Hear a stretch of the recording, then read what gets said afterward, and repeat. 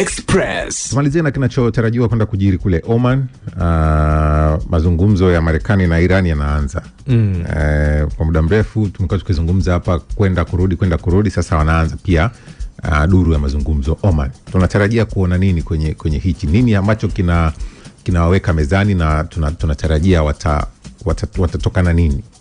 Yes, mazungumzo yataendelea leo Oman, ambayo juzi alikwama ukitazama. Lakini leo mazungumzo yamekuwa yakiendelea. Na jana nilikuwa namsikiza J.D. Vance anasema kwamba kiongozi mkuu wa Iran Ayatollah ni kiongozi ambaye ni ngumu kumfikia ukitazama. Kwa hiyo ametoa taarifa jana kipindi anazungumza vyombo vya habari. Lakini mazungumzo ambayo yanatarajiwa ni hoja kubwa ya nuclear, lakini hoja kubwa ya uzalishaji wa drone na zile intercontinental ballistic missile. Lakini vile tumesikia upande wa Netanyahu jana vile ametoa kauli ya kushangaza, ana hofu dhidi ya jeshi la Misri kuwa na nguvu zaidi.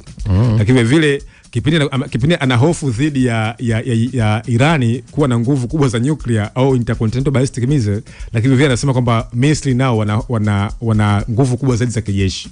Unafahamu kwamba moja ya kazi kubwa ambayo ilipelekea kuanzishwa kwa hiki ambacho kinachoitwa Israeli mwaka 1947 kuna two state solution mwaka 1948 tarehe 15 Mei baada ya David Ben Gurion kutangaza taifa la Kiyahudi, ilikuwa hakuna kunyanyuka kwa taifa lote katika Mashariki ya Kati. Kwa hiyo Netanyahu ana hofu dhidi ya nguvu za Misri za kijeshi, lakini zaidi sana ana hofu dhidi ya nguvu za Irani katika eneo Mashariki ya Kati.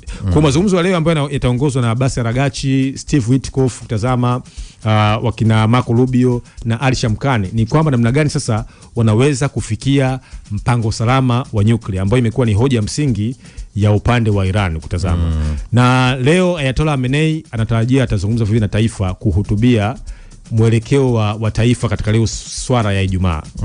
Atazungumza na nimeona kwamba vile Iran wamejiandaa vile katika hali ya hatari.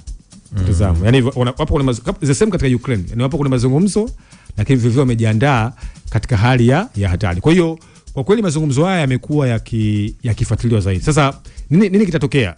Itategemea, kwa sababu kipindi hiki inaonekana mazungumzo magumu zaidi. Ni kwamba Irani vikwazo vimtishi tena, Marekani yupo njia panda kuna dilema, Israeli amekuwa akimpressurize Trump na kuweza kuweka maslahi yake mezani. Kwa hiyo tunasubiri kuona sana namna gani sasa hii negotiation itaweza kufikia kwenye consensus. Nani anaweza kulinda maslahi yake ya taifa, nani anaweza kulinda ule usalama wa kikanda. Haya bwana, wakati tunahitimisha pia nimeona ujumbe wako unasema dunia siku hizi imekuwa uwanja wa vita. Mungu atunusuru vita viishe salama. Nauliza mchungu vipi ndugu zetu wa DR Congo na Rwanda walimalizana vipi? Tino Shashi kutoka Tanga mwa nyumba. Unajibu la kumjibu? Bado anaendelea. Salum Kanone anasema endapo Marekani itatawala dunia, binadamu wote tutakuwa matajiri wakubwa. Hakuna kuombana hela ya kula.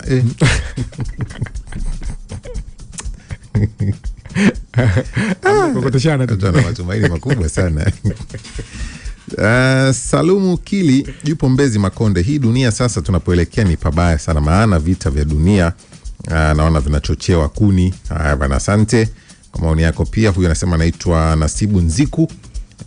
Yupo hapa Dar es Salaam na wapata vyema kupitia anasema hongera sana Exaudi Mtei na Mchungu, hongereni sana kwa uchambuzi mzuri wa taarifa za kitaifa na kimataifa, mnaupiga mwingi. Mungu awabariki sana, tuko pamoja. Asante kwa ujumbe wako pia. Mambo vipi studio? Naitwa Mudi mkarabati wa Moshi Shantown, Kilimanjaro. Mungu kutunusuru na uinusuru dunia na vita na machafuko duniani kote. Haya bana, asante kwa ujumbe wako pia. Sisi bado